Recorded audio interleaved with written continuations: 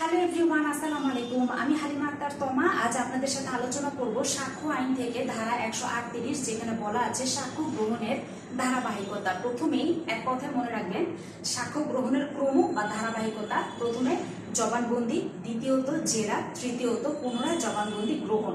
এই হলো সাক্ষ্য গ্রহণের ক্রম বা সাক্ষ্য গ্রহণের ধারাবাহিকতা। এবারে চলুন বিস্তারিত আলোচনা এগুলো যাক।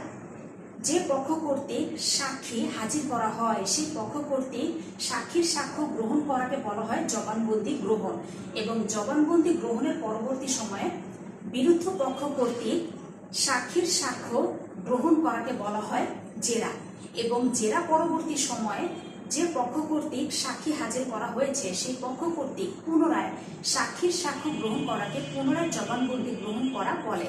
তবে এখানে মনে রাখবেন,